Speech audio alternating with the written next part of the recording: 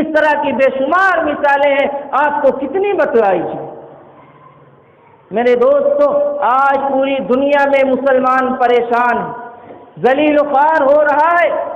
ہر ایک کو یہ شکوہ ہے کہ ہماری عزتیں محفوظ نہیں ہیں، ہمارا کاروبار محفوظ نہیں ہے، ہماری بات کوئی سننے کے لیے تیار نہیں ہے، ہماری دعائیں قبول نہیں ہوتی ہیں۔ اگر اس کی بنیادی دیگر بہت سی وجہ ہیں تو بنیادی وجہ ہے کہ اللہ اور اس کے رسول سے دوری، سنتوں سے بے رغبتی ہے، نبی کے طریقے کا استہزاء اور مذاق ہے۔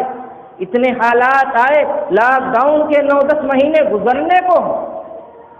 کرونا نامی مصیبت سے پوری دنیا چیخ پڑی اور اب تک اس کی مار جھیل رہی۔ لیکن مسلمان ہے کہ بڑی سے بڑی مصیبت آ جائے، کیسے ہی پریشانی کا سامنا کرنا پڑے، لیکن اس کی روش، اس کے طریقے میں دین کے اعتبار سے تبدیلی نہیں آتی۔ ذرا بتلاؤ تو صحیح، ان حالات میں کتنے بے نمازی ہو گئے، کتنے لوگوں نے شریعت کے مطابق کاروبار کرنے لگے، کتنے لوگ سنت کے مطابق زندگی گزارنے لگے، کتنے لوگوں نے سنت کے مطابق اپنا حلیہ بنا لیا، کتنے لوگوں نے بدنگاہی چھوڑ دی، کتنے لوگوں نے گناہ کو گناہ کرنا برا سمجھا، کتنے لوگوں کو قبر، حشر اور آخرت یاد آنے لگی۔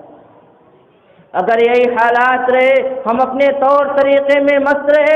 اپنے روش میں تبدیلی نہیں لائی، تو یاد رکھو اس سے بھی سخت حالات آئیں گے، ایسی بیماریاں آئیں گی کہ ہم نے اور آپ نے ان کا نام بھی نہیں سنا ہو۔ حدیث قدسی ہے، مشکات شریف کی روایت ہے، آپ علیہ السلام ارشاد فرماتے ہیں کہ اللہ تعالی ارشاد فرماتا ہے کہ میں احکم الحاکمین ہوں، میں سلطان السلاطین ہوں، میں بادشاہوں کا بادشاہ ہوں، دنیاوی بادشاہ کے دل میرے قبضے قدرت میں، اگر تم میری اتباع کرو گے، میری کبریائی تسلیم کرو گے، نبی کے غلامی کا دم بھرو گے، اچھائیوں کا حکم کرتے رہو گے، برائیوں سے روکتے رہو گے، تو میں دنیاوی بادشاہ کے دل کو نرم کر دوں گا۔ جو تمہارے ساتھ نرمی کریں گے، تمہارے دکھ میں دکھی ہوں گے، تمہارے حالات کا خیال رکھیں گے، لیکن اگر تم نے اچھائیوں کا حکم کرنا چھوڑ دیا، برائیوں سے روکنے سے باز آ گئے،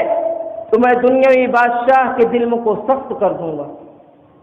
جو تمہیں ماریں گے، ستائیں گے، تکلیف دیں گے اور اس دنیا میں جینا دوبر کر دیں گے، تدعونہ فلا یستجاب لکم، تم دعائیں کرو گے، اللہ تعالیٰ تمہاری دعائیں قبول نہیں کرے گا۔ اس روایت کو اپنے نظر میں رکھتے ہوئے آج موجودہ حالات کا آپ جائزہ لیں، یہ حدیث کہاں تک صادق آ رہی ہے۔ ایک دوسری روایت ہے، اذا ذهب الصدق ورفعت الامانه واستخف في الصلاه وظهر اللواط والزنا وتشبه الرجال بالنساء فلينتظروا امر الله يا عباد الله۔ جب سچائی کا جنازہ نکل جائے، جب امانت میں خیانت ہونے لگے، جب نماز میں ڈھیل دی جانے لگے، جب زنا اور لواطت عام ہو جائے، جب مرد عورتوں کی مشابہت اختیار کرنے لگے، تو اللہ کے بندو، اللہ کے عذاب کا انتظار کرنا۔ کیا سچائی کا جنازہ نہیں نکل گیا؟ کیا امانت میں خیانت نہیں ہو رہی ہے؟ کیا نماز کے نام پر مسجد میں سے رسم نہیں ادا ہو رہی ہے؟ کیا زنا اور لواطت عام نہیں ہے؟ آنکھ کا زنا، کان کا زنا، زبان کا زنا، حتیٰ کہ اگر آج کے مسلمان کو موقع مل جائے تو حقیقی زنا سے بھی باز نہیں آتا۔ کیا مرد عورتوں کی مشابہت نہیں اختیار کرنے لگا ہے؟ سنت اور شریعت تو چند چیزوں کا نام بن کر رہ گئی۔ اگر خوشی کا موقع ہو یا غم کا،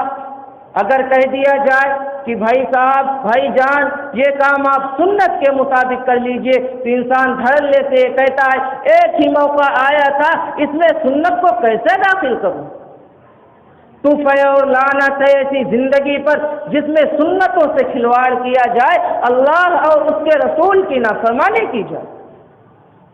صحابی رسول حضرت حذیفہ الیمان رضی اللہ عنہ اس وقت کے سپر پاور کسریٰ کے دربار میں ہے، دسترخوان لگا، لوگ کھانا کھانے لگے، کھانا کھاتے وقت حضرت حذیفہ رضی اللہ عنہ سے ہاتھ سے لقمہ گرتا ہے، دسترخوان پر گر جاتا ہے۔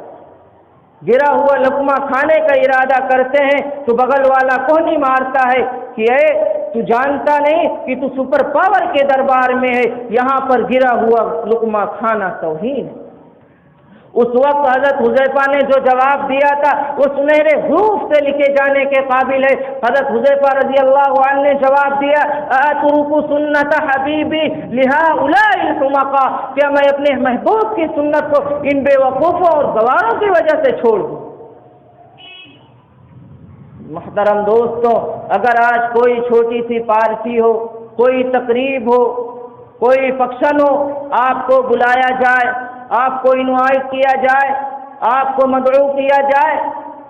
تو سارا دین، ساری شریعت کو کنارے کر کے بلانے والی کی رعایت میں ہر وہ کام کیا جاتا ہے جس میں سنت کی خلاف ورزی ہو رہی ہو، ہر جگہ سنت اور شریعت کی بے حرمتی ہو رہی ہو، پھر بھی ہم کہتے ہیں کہ ہمیں عزت چاہیے، پھر بھی دنیا میں وقار چاہتے ہیں۔ حالانکہ اگر عزت کے متلاشی ہو، دنیا میں وقار چاہتے ہو، تو تمہیں اسی 1400 سال پہلے جانا ہوگا، نبی کی اتباع کرنی ہوگی۔ سلطنت اسلامیہ کے مالک عاشق رسول حضرت عمر فاروق رضی اللہ عنہ شام کے دورے پر ہوتے ہیں،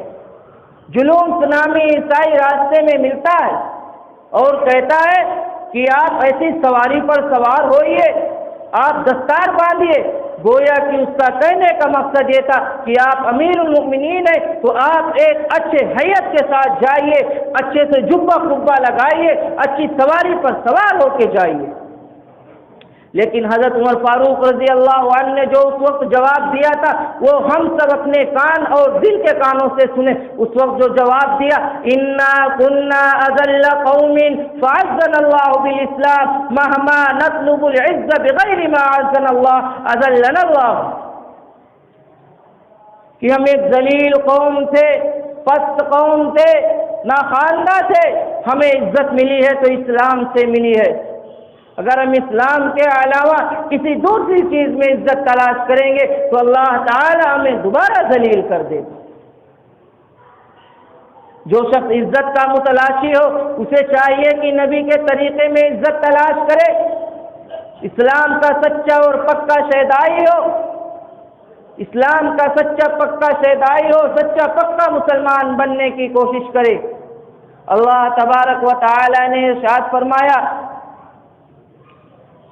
وَمَن يَبْتَغِ غَيْرَ الْإِسْلَامِ دِينًا فَلَن يُقْبَلَ مِنْهُ، جو شخص اسلام کے علاوہ کسی دوسری چیز میں عزت تلاش کرے گا، اللہ تعالی جو اسلام کے علاوہ کوئی دوسرا دین تلاش کرے گا، کوئی دوسرا دین تلاش کرنے کی کوشش کرے گا تو وہ قابل قبول نہیں ہوگا۔ اللہ تبارک و تعالی ایک جگہ دوسری جگہ ارشاد فرماتا ہے یا ایھا الذین آمنوا ادخلوا فی السلم کافہ، اے ایمان والو اسلام میں پورے داخل ہو جاؤ۔ اللہ تبارک و تعالی آدھا تیتر آدھا بٹیر نہیں چاہتا۔ اگر ہمارا یہی حال رہا، شریعت سے دوری رہی، سنتوں کا شوق پیدا نہیں ہوا، فرائض کو ادا کرنے کی کوشش نہیں کی، یوں ہی بے رغبتی رہی، دین سے دوری رہی، تو یاد رکھو اللہ کی پکڑ سخت ہے۔ جب وہ پکڑنے پر آتا ہے تو اس کی پکڑ سے کوئی نہیں بچ سکتا۔ اس سے پہلے بھی اللہ تبارک و تعالی نے بہت سے نافرمان قوموں کی پکڑ کی ہے، جس کا نقشہ قرآن یوں کھینچتا ہے فَكُلًّا أَخَذْنَا بِذَنبِهِ فَمِنْهُمْ مَنْ أَرْسَلْنَا عَلَيْهِ حَاصِبًا وَمِنْهُمْ مَنْ أَخَذَتْهُ الصَّيْحَةُ وَمِنْهُمْ مَنْ أَغْرَقْنَا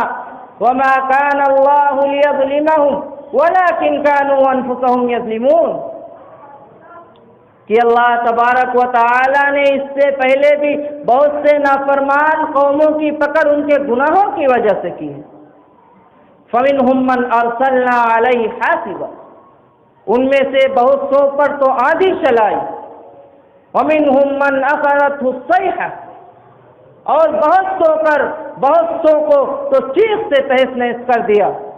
وَمِنْهُمْ مَنْ أَغْرَقْنَا، بہت سو کو پانی میں ڈبو دیا اور بہت سو کو زمین میں دھسا دیا۔ پھر آگے اللہ تبارک و تعالی ارشاد فرماتا ہے وَمَا كَانَ اللَّهُ لِيَظْلِمَهُمْ وَلَكِنْ كَانُوا أَنفُسَهُمْ يَظْلِمُونَ، کہ اللہ تبارک و تعالی کسی پر ظلم نہیں کرتا، بلکہ لوگ خود اپنے اوپر ظلم کرتے ہیں، جیسے کہ ایک دوسری جگہ اللہ تبارک و تعالی نے ارشاد فرمایا کہ ظہر الفساد فی البر والبحر بما کسبت ایدی الناس، جو کچھ روئے زمین پر آپ دیکھتے ہو یہ سب ہمارے اعمال اور کرتوت کا نتیجہ ہوتا ہے، اور اسی وجہ سے ہمیں کوئی بھی تکلیف آتی ہے تو ہمیں اپنے گناہ کی وجہ سے ملتی ہے، اس میں اللہ تبارک و تعالی کا ظلم نہیں ہوتا۔ اللہ تبارک و تعالی نے قرآن جیسی مقدس کتاب میں بالکل واضح الفاظ میں ارشاد فرمایا۔ تو میرے دوستو، اللہ کے رسول نے جنت میں داخلے کی کتنی شرطیں بیان فرمائی تھی؟ 3 شرطیں۔ پہلی شرط یہ تھی کہ من اکل طیبہ، کہ انسان اپنی روزی روٹی حلال کرے، وعمل بالسنہ، سنتوں پر عمل پیرا ہو جائے، وامن الناس بوائقہ، کہ لوگ ایک دوسرے کی تکلیف سے محفوظ ہو جائے، بھائی بھائی کی تکلیف سے محفوظ ہو جائے، خاندان خاندان کے لیے محبت و مودت کا سبب بنے، دشمنی کا سبب نہ بنے، پڑوسی پڑوسی کے لیے خیر خواہی کا سبب بنے، پڑوسی پڑوسی سے تکلیف سے نہ ثابت ہو، والدین اولاد کے لیے مشفق رہے، اور اولاد اپنے والدین کی خدمت گزار رہے، انہیں تکلیف نہ دے، معاشرہ معاشرے کے لیے خیر خواہی اور اچھی معاشرے کی مثال بنے، خاندان خاندان سے لڑنے کے بجائے آپس میں محبت کو عام کرے، غرض یہ کہ ہر ایک دوسرے کی تکلیف سے محفوظ ہو جائے۔ جب یہ 3 صفتیں ہمارے اندر پیدا ہو جائیں گی تو اللہ کے رسول صلی اللہ علیہ وسلم نے ارشاد فرمایا کہ دخل الجنہ،